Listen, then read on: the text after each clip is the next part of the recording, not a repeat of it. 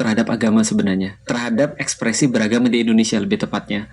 Itu adalah bahwasanya agama di Indonesia itu cuma dimaknai ritual aja, Om. Tapi sebenarnya mereka lupa ketika Nabi Muhammad itu datang sebagai seorang nabi dan rasul, yang pertama kali dikritik itu bukan ritual, Om. Jadi contoh ya, Nabi Muhammad ketika datang ke Arab, ke kota Mekah, itu yang pertama kali dikritik bukan praktek ritual, Apanya? tapi pola pikir.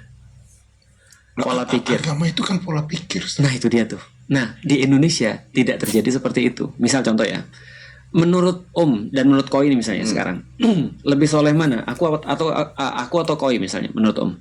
Harusnya kalau melihat posisi harusnya Ustaz. Kenapa Om melihat aku lebih soleh? Karena melihat posisi Anda, status. Status. Ya. Selain itu kalau misalnya nggak lihat posisi, Kalau tidak melihat posisi Om baru ketemu dengan kita berdua nih, siapa yang lebih soleh? Om pasti sulit sih. nggak bisa. Tapi kalau aku pakai peci warna putih, Om, siapa yang lebih soleh? Anda pasti. Nah, Ya. itulah orang Indonesia pada umumnya, Om. Jadi dia melihat orang itu dari segi visual dan ritual. Artinya ketika orang itu pakai topi atau peci putih, dia pasti lebih soleh daripada yang lain. Kalau dia sholat di masjid, dia pasti lebih soleh. Padahal sholat dan topi putih itu adalah visual dan ritual, bukan pola pikir. Betul. Saya setuju. Saya setuju. Tapi kan agama mengajarkan pola pikir, Ustaz. Ternyata di Indonesia tidak. Percaya nggak, Om? Karena emang kan dari kecil kan kita bukan diajarin bagaimana berpikir cara Islam, tapi Benar. ayo apalin surat ini, surat ini, surat ini. Mulai dengan Iqra. Sholat. Reason harus sholat kenapa? Kalau enggak ntar masuk neraka. Benar. Kalau dilakuin masuk surga, udah sebatas itu doang kan. Iya. Ya tapi kan ikro sendiri ada artinya kan ini. Ada artinya. Ternyata tidak dipelajari. Tapi yang diajarkan ke mayoritas kita kan ikro, baca, abatasa. Udah segitu doang. Saya aja tahu makna ikro itu apa, yang ternyata terbagi nggak cuma membaca, itu juga harus ada menyerap ilmunya terus menyampaikan lagi. Itu setelah kenal beliau. Nah kalau begitu ini maaf ya, ini jadi kontroversi saya. Kalau misalnya Ustadz mengatakan begitu, artinya ada orang yang menghafalkan Quran tanpa tahu artinya apa, karena itu cuma bahasa Arab doang. Iya. Artinya ada kurang dong. Bukan hanya kurang, tidak dicontohkan seperti itu. Rasul tidak pernah mencontohkan bahwasanya Al-Quran itu cuma sekadar bacaan. Tapi saya banyak sekali orang yang meminta saya untuk ngafalin Quran. Itu dia. Itulah aku bilang bahwasanya hampir semua orang-orang di dunia itu adalah termasuk orang-orang Muslim di Indonesia, termasuk mereka menurutku salah paham dengan agama. Artinya ketika mereka ngelihat ada orang beragama, ya kenapa kamu mau sholat? Ya supaya aku nggak masuk neraka. Padahal Islam nggak pernah ngajarin kayak gitu. Jadi kayak gini Om misalnya ya. Ini sama kayak kita mencintai orang Om. Ketika kita mencintai orang, misalnya kayak ketika aku mencintai Om misalnya, maka aku datang dengan hadiah. Aku datang dengan perkataan yang baik kepada Om. Om ketika mencintai aku, Om datang dengan hadiah. Misalnya Om bawain aku jam dan segala macam. Nah itu adalah efek daripada pola pikir rasa cinta itu. Nah tapi kalau kita sekarang yang kita emphasize ketika belajar Islam adalah sholatnya, yang merupakan hasil justru daripada pola pikir itu. Sholat itu bukan. Sholat itu hasil. Ya. Orang sholat belum tentu soleh. Orang soleh pasti sholat. Betul. Nah artinya solehnya dulu yang sudah kita tanemin. Contoh kayak misalnya gini, ketika Rasulullah SAW itu datang ke tempat masyarakat Arab, dia nggak mulai dengan ngajarin sholat ataupun ngajarin Iqra. Nggak ada Om. Sholat itu baru sekitar 12 tahun baru diwajibin. Tapi yang pertama kali adalah Rasul ngasih mereka banyak banget pertanyaan. Dan kita tahu ilmu itu didapat daripada pertanyaan. Rasul nanya sama mereka, kenapa cewek harus terus kemudian dibunuh? Kenapa kalau laki-laki dia hitam lebih nggak mulia daripada kamu yang lahir nggak hitam? Berarti debat logika dulu dong. Benar, kritis, berpikir kritis. Kan kalian dua-dua keluar daripada kemeluan perempuan kan? Kok bisa yang satu jadi hina, yang satunya jadi mulia? Kok bisa satu orang tanpa efforts dia dapat posisi? Ada satu orang efforts banget tapi dia terbatas. Yeah, just because of the color. Betul. Sama seperti just because you wearing peci. Betul. Ada orang datang ke tempat Rasulullah. Dia ngelihat Rasul sama budak-budaknya, so-called budak bagi orang-orang Arab, itu duduk setara, makan bareng. Dia bilang, ini kelakuan macam apa nih kalian ini? Kalian melanggar tradisi, tahu nggak sih? Kata Rasul, sederhana. Kenapa kita nggak boleh? Nah, pertanyaan-pertanyaan ini ada nggak diajukan pada orang-orang Muslim? Kalau ada, dimarahin tuh orang-orang tuh. Ya, saya ngerti sih dia karena ya. Jadi sama aja kayak ngajarin anak-anak zaman dulu dong, nggak usah nanya sama orang tua, pokoknya lu jalanin aja apa yang disuruh tanpa reasons, tanpa alasan. Itu titik awal salah tuh sebenarnya di situ sih. Ya. Ngajarin agama tuh. Dan dulu itu Karena mungkin orang tua juga takut didebat terus, takut nggak bisa jawab kan. Mungkin ya. Ya tapi benar. Udah, iya, Karena kan iya. ketika anak kecil dinanya Tuhan Allah, mana Tuhan nggak kelihatan, mana Allah kan begitu. Dia nggak bisa jawab. Iya. Kamu jangan nanya masuk neraka kamu. Nah, itu pada akhirnya kan dikit-dikit masuk neraka kan. Iya. Apa yang terjadi ketika pada akhirnya si anak udah nggak takut sama neraka? Iya. Dulu Jadi itu nggak peduli works, sama agamanya dong. sekarang it not working. Iya. Kenapa dulu itu works? Karena informasi nggak sebanyak ini kan. Sekarang anak-anak kan banyak sekali informasi. Iya. Contoh misalnya kayak gini ya, aku nggak tahu misalnya kayak sampai sekarang masih banyak orang ketika ngelihat ustadz tuh pasti orang suci. Ya. Ustadz tuh pasti nggak punya dosa, nggak punya salah gitu kan ya. Banyak orang-orang ketika ketemu aku cuma gara-gara aku ustadz misalnya, mereka langsung cium tangan karena itu kan tradisi kan. Bukan cium tangan yang muncul daripada respect misalnya, karena dia sudah mendapatkan manfaat daripada orang ini dan segala macam. Ya terus terang kalau kita bicara agama dan pendidikannya ada banyak sih yang harus kita kritik daripada Harusnya dia cium tangan karena apa? karena respect. Karena respect, orang itu udah ngasih aku manfaat. Aku menghargai dia bukan karena dia sebagai ustadz, Bukan tapi karena karena status ya. bukan karena status, tapi karena dia sudah memberikan aku apa. Nah, berarti kalau kita bicara lagi tadi ya tentang bagaimana sikap-sikap orang yang ternyata jadi tidak manusiawi ketika dia misalnya sudah belajar agama, kelihatannya sudah belajar agama, ternyata dia belum belajar agama. Karena kalau dia udah belajar agama, Om, ngeri banget, Om.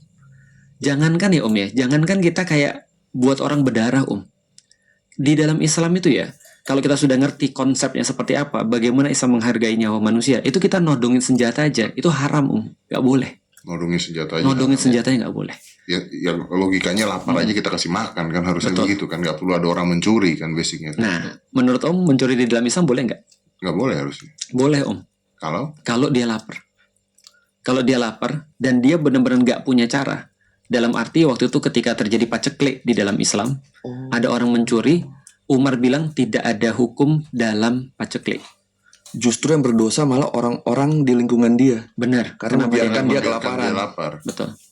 Dan Umar nangis kan? Iya, benar. Dalam kondisi orang-orang kok ada yang mencuri. Gitu maksudnya. Berarti apa Ada yang yang aku salah. Betul, apa aku yang lakukan ini adalah sesuatu yang tidak mereka dapat, mereka tidak terdistribusikan.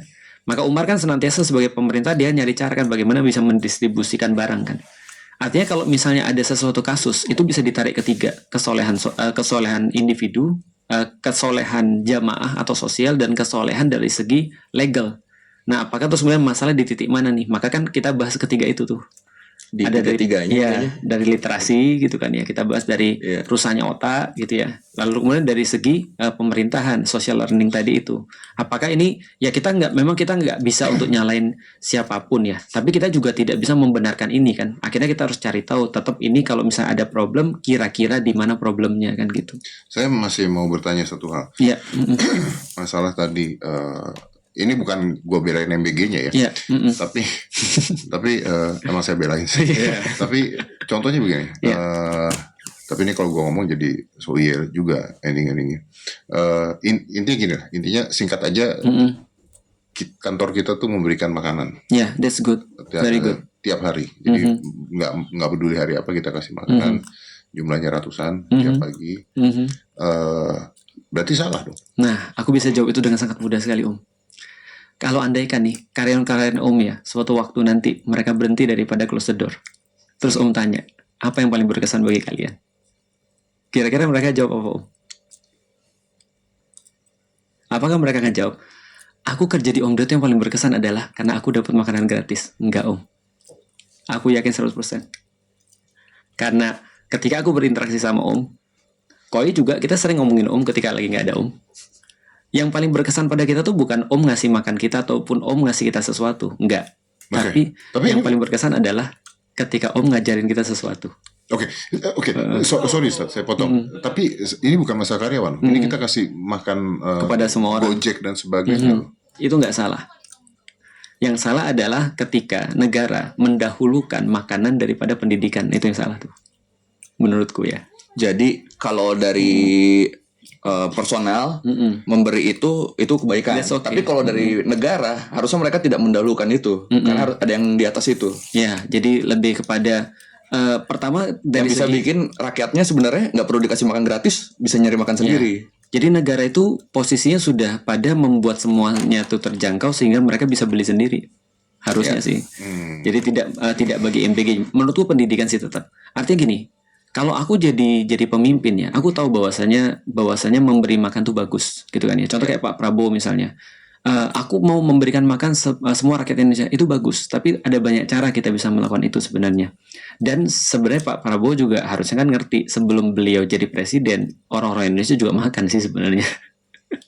Artinya ya yang kurang tuh apanya gitu maksudnya. Yang kurang misalnya adalah ternyata mereka tidak bisa makan dengan proper Baik, karena ya, mereka baik. kurang pendidikan. Dan misalnya. saya jujur aja kayak pada saat itu juga tiba-tiba semua dikasih sih nggak masuk akal. Iya. Yang punya duit dikasih kan ada yang Iya, malah benar. karena akhirnya Anaknya kok dikasih. iya maksudnya ini sorry itu kalau saya juga protes jadi kayaknya akhirnya orang-orang itu tidak menghargai lah orang punya duit dikasih makanan begitu nggak menghargai nggak akan bisa menghargai makanan tersebut Iya. gitu loh.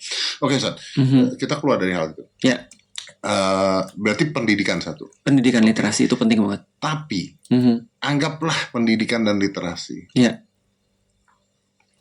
Ngelempar batu ke muka orang tuh nggak perlu pendidikan, Sat. iya sih. Itu yang kedua tuh, Om. Itu yang kedua itulah rusaknya otak tuh, Om.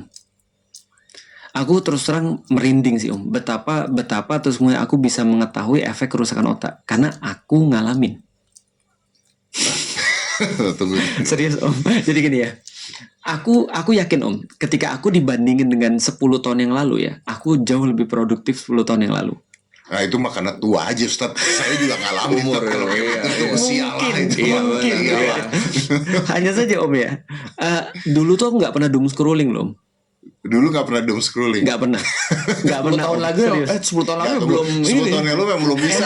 Belum ininya, belum masanya. Paling baca kaskus. Iya, lebih ke doom scrollingnya pertama nih lebih Iya gitu. juga ya, bisa Iya. juga ya. Apakah ini karena penurunan ya? Menurut karena saya juga dulu nggak pernah doom scrolling. Penurunan kognitif ya? Kognitif lah. Saya tuh sampai detik ini masih baca buku. Iya. Tapi nggak seperti dulu baca bukunya. Itulah, Om. Itu sama persis kayak aku. Iya. Iya. Karena ada banyak saingannya kan? Jadi iya dan baca buku tuh jadi membosankan sekarang kan. Betul. Iya, nggak kayak dulu. Tapi saya masih maksa untuk baca buku. Oke. Gitu. Kalau gitu aku kasih sedikit lu penelitian kenapa aku bilang aku kayaknya jadi korban nih. Oke. Aku banyak baca tentang efek dopamin terhadap otak manusia. Betul. Ya dopamin kan normal ya. Tapi kalau dopaminnya benar-benar parah itu bisa terus banjirin lalu mulai kita kehilangan fungsi prefrontal cortex kita. Oke. Nah prefrontal cortex ini ya seperti yang Om sudah paham lah, Om banyak banget juga bahas ini. Tapi tadi Ustadz mengatakan bahwa pendidikan kita kurang. Mm-mm. Maka tolonglah bicara yang dimengerti orang banyak. Iya, oke. Jadi gini, ada bagian otak kita tuh yang ngurus masalah tentang satu konsekuensi perbuatan. Oke. Yang kedua adalah kemampuan kita untuk nahan sesuatu Oke. dan tidak bersikap impulsif. Impulsif itu adalah bersikap sesukanya. Iya. Ya balik lagi lah, nggak tahu konsekuensi, nggak mau nunggu, itu Iya, impulsif iya. banget. Contoh yang paling sering sekali adalah kalau kita mau mesen di marketplace, Iya. kita mesen hari ini mau nyampainya kemarin. Iya Nah itu betul. adalah impulsif. Betul. Kita nggak mau nunggu, kita mau apa yang terus terjadi. Nah, salah satu fungsi prefrontal cortex di otak manusia tadi adalah dia memikirkan konsekuensi. Jadi kalau aku berbuat begini, hasilnya apa? Kalau begini, terus gimana? Efeknya seperti apa? Iya. Nah itu yang Om tadi bilang tadi. Jadi ngelempar batu ke muka orang itu bisa terjadi kalau benar-benar otak itu sudah dalam kondisi rusak. Dia nggak mikir bahkan hasilnya apa, apalagi ketika ada anak-anak yang ngeliat itu yang buat kita sedih kan itu kan. Konsekuensi bagi siapa, Ustaz? Maksudnya yang tidak ada konsekuensi bagi siapa? Maksudnya apakah bagi dia akan ditangkap di penjara Bukan. atau konsekuensi apa? Konsekuensi perbuatannya itu bagi orangnya dan bagi dia. Jadi contoh ya, kalau aku pegang pisau, terus kemudian aku pukulin ke kepala orang, itu kan ada konsekuensinya tuh. Ya. Orangnya rasa sakit, orangnya terus kemudian terluka, akunya menyakiti orang, aku bisa masuk penjara dan segala macam, itu semua konsekuensi. Nah, kalau kita pernah terluka misalnya, terus kemudian melukain orang, kita kan tahu kan ada empati seperti itu. Nah, itu yang main prefrontal cortex tadi itu. Gini, Ustaz, tunggu bentar. Ini saya coba karena jujur aja tidak relevan omongan Ustadz ke saya. Gitu. Oke. Ya mungkin memang ya saya ngerti sih kenapa nggak relevan pasti jawabannya. Tapi gini, saya tuh suka nonton film gore. Ya, saya tuh suka nonton film gore. Bahkan Oke. kemarin ada film Odysseus. Ya. Saya pilih film Evil Dead dulu. Oke. Mantap. Mantap. Tapi Evil Dead sekarang nggak ada komedinya ya. Iya, lebih serius. Dulu kan gore semua ya. kalau dulu kan ada komedinya. Iya, kalau masih lucu kan. kan. Saya pilih film Evil Dead dulu karena saya seneng banget tuh. Iya. Itu darah muncrat kemana-mana, Iya. gergaji leher, masuk sini keluar situ dan sebagainya. Saya nonton biasa aja. Nah, itu sebenarnya masuk ketiga sih. Ke apa namanya? Poin ketiga. Cuma aku bisa bahas. Oke, tapi belum selesai nih satu Oke. ya. Lalu anggaplah saya benci banget sama Ustadz. Ini anggap ya, anggaplah terus saya mau Menyakiti. Ustadz, benar-benar sampai tidak bernyawa. Oke. Kayaknya yang akan saya lakukan adalah saya akan rear naked choke Anda Aha. atau Anda saya bekap. Iya. Saya nggak akan tuh ngambil gergaji sih. Betul, Om. Itulah aku bilang Om masih punya prefrontal cortex yang normal. Loh, tapi saya nggak apa-apa ngeliat begitu, saya nggak. Nah, gimana dong? Nanti aku bisa sampein. Sebelum aku nyampein semua itu kenapa aku senyum tadi? Itu ciri-ciri orang beriman, Om. Serius. Tunggu. Gak ada yang salah nih. Ya, ini ada yang salah nih. Kata Rasul gini, ciri-ciri orang beriman adalah kalau dia bermusuhan, dia tahu batasnya seperti apa. Kalaupun dia bunuh orang dengan dalam tanda kutip ya, rapi. Iya kan, yang paling tidak menyakitkan dan tidak ribet buat saya juga. Benar, ya. Tidak merepotkan gitu loh. Nggak ambil batu terus palanya dipukul. Walaupun saya nonton di film nggak apa-apa ya. Betul. Nah, itu nanti aku masuk yang ke poin ketiga. Nah, jadi artinya itu justru adalah tadi yang aku bilang, orang-orang yang otaknya normal, limitasi itu masih jalan, Om. Tapi limitasi itu menjadi tidak berjalan bagi orang-orang yang otaknya rusak. Jadi contoh kayak gini ya. Dari penelitian-penelitian yang sudah kita lihat, riset-riset yang sudah kita lihat, ternyata memang benar-benar orang-orang itu tidak bisa ngendaliin apapun yang dia lakukan. Contoh, Om, salah satunya ya, kita pernah waktu Om sama Stephen Wongso pernah bahas tentang obat-obatan ya. Iya. Steroid. Ada satu obat namanya Trenbolone itu sebenarnya digunakan untuk kuda sama camel. Iya, betul. Dan ketika orang menggunakan itu banyak sekali studi yang mengatakan bahkan terjadi pembunuhan di keluarga. Betul. Istrinya meninggal, anaknya dibunuh. Karena mungkin efek dari situ. Tapi aku juga pernah dengar ada obat namanya Ozempic. Ya, Ozempic untuk menguruskan badan. Untuk menguruskan badan. Sebenarnya kan itu kan obat penyakit diabetes ya, Om. Iya, betul. Nah, tapi sebenarnya ternyata betul kata Om yang pas lagi nasihatin Stephen Wongso tuh. Tidak semua orang gendut itu dia bertanggung jawab loh atas kegendutan dia. Iya sih. Ada di titik dimana dia nggak benar-benar nggak bisa kontrol otak dia, Om. Bukan dia yang salah, tapi otak dia nggak dikontrol. Maka obat-obatan ini kan orang tujuannya adalah untuk mengontrol itu. Ya, orang pergi ke psikiater supaya untuk memperbesar limitasi itu. I get your point. Jadi artinya kondisi otak kita itu menentukan bagaimana limitasi-limitasi yang kita punya di dalam kehidupan kita. Saya jadi paham nih, karena logikanya gini, mungkin buat yang belum ngerti atau saya ngomong apa waktu itu adalah, jadi saya mengatakan, boleh tonton lagi nanti ya. Dan saya mengatakan lu nggak bisa nyalahin orang gendut, semua orang gendut. Benar. Karena ada orang gendut yang mau diet pun nggak bisa. Nggak bisa. Karena dia punya hormon grelin contohnya, dia keluar terus, dan dia akan lapar terus. Jadi bukan salah dia nggak mau diet, nggak bisa. Makanya keluarlah obat-obatan itu untuk nyetop hormon-hormon tertentu. Benar. Artinya kan ada kerusakan, ya benar sih, kerusakan otak. Bukan kerusakan tapi ketidaknormalan otak. Nah, karena kita bahas bahwasanya kerusakan otak itu tidak permanen kan. Itu orang gendut. Iya. Ini orang sadis. Ini bukan orang sekampung mukulin orang. Kalau orang sekampung mukulin orang, ini artinya yang ngejar sebanyak itu berarti ini rusak semua nih, atau kerusakan psikologis ketika mereka berkelompok. Iya. Kalau gue ngeliatnya juga ini, selain otak ya, orang sekarang tuh kan sebenarnya mereka nahan amarah yang gede banget di diri dia kan atas situasi yang mereka alami. Iya. Mereka tumpahinnya kalau netizen kalau ada orang kena blunder, hantem, tahu-tahu padahal biasanya nggak follow nggak apa. Iya. Kalau di kehidupan nyata ada maling ketangkep, ada kriminal ketangkep, ada begal ketangkep, langsung lampiasin ke situ. Namanya katarsis. Benar. Selain otak, gue ngeliatnya kayak orang tuh butuh pelampiasan apa nih kan? Ini mumpung maling nih, gue konsekuensi ke gue pasti beda sama gue ngebunuh orang biasa. Kalau lu ngomong kayak begitu berarti kita ada di tim ice kali dong. Oh iyalah, iya jelas dong. Itu yang buat aku stres. Itu yang ngeri. Bukan hanya saya pun merasa begitu. Tapi iceberg. Jadi sebenarnya masalah di dalam tuh lebih besar daripada itu sebenarnya. Nah, itu yang pengen aku bahas tadi di poin ketiga tadi. Nah, poin ketiga itu adalah social learning. Jadi gini, Yang tadi Om sampaikan tadi semuanya masuk ke social learning tuh. Jadi misalnya contoh ya, kenapa orang-orang ketika dia berkumpul itu dalam tanda kutip lebih bodoh daripada ketika dia sendirian? Itu kan ada efeknya ya.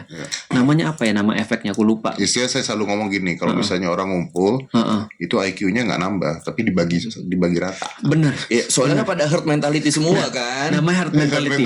Jadi ada satu yang kita itu yuk, ayo, udah gitu aja udah. Herd mentality. Ketika orang berkumpul semuanya jadi bisa diwajarkan karena berkumpul tadi bareng-bareng. Nah, tapi dalam social learning itu tadi yang Om bilang tadi ketika nonton gore, ini ada penelitiannya Om. Ada penelitiannya. Dulu ini aku sering pakai penelitian ini untuk menunjukkan monkey see monkey do untuk ketika kita ngajarin anak-anak. Jadi ada penelitian tentang anak-anak yang dikasih nonton tentang sesuatu yang bersifat violence. Laki-laki nontonin laki-laki violence, perempuan ditontonin perempuan yang violence dan seterusnya. Dan setelah ini anak 3 sampai 6 tahun ketika nonton violence sudah selesai, mereka disuruh masuk ke sebuah ruangan. Dan di ruangan itu ada boneka dan ada banyak sekali barang-barang. Ada boneka, ada boneka besar, ada pemukul baseball, ada segala macam. Laki-laki yang nonton laki-laki berbuat violence itu langsung ngambil baseball, mukulin bonekanya. Perempuan less daripada laki-laki tentunya, less agresif. Artinya mereka berkesimpulan bahwasanya apa yang ditonton tuh bisa banget untuk berpengaruh pada kehidupan dia. Ini anak umur berapa? 3 sampai 6 tahun. Oke lah kalau 3 sampai 6 tahun. Betul, social learning. Belum sempurna. Betul banget. Nah, ternyata setelah dites pada game gore dan film gore, mereka mendapatkan hasil yang ternyata tidak sekuat itu. Tidak sekuat itu. Artinya tidak berefek seperti anak 3 sampai 6 tahun. Karena ternyata orang-orang yang nonton ini banyak sekali, nggak ceteris paribus, ada banyak sekali variabelnya. Dan ternyata setelah variabelnya itu di narrowing down, ternyata mereka menyimpulkan satu. Jadi mereka bilang gini, kita tidak bisa mengatakan bahwasanya main game kekerasan itu bisa berpengaruh pada perilaku orang, dan nonton film kekerasan bisa berpengaruh pada perilaku orang yang dewasa kalau mereka sudah punya nilai untuk membedah itu. Artinya kalau Om aku nggak ada masalah. Nah, nilai untuk membedah itu dari mana? Nilai untuk membedah balik lagi ke literasi, Pendidikan. Jadi kalau Om nih, aku nggak ada masalah Om nonton film segor apapun. Tapi kalau dia nih, Oke, gue paham.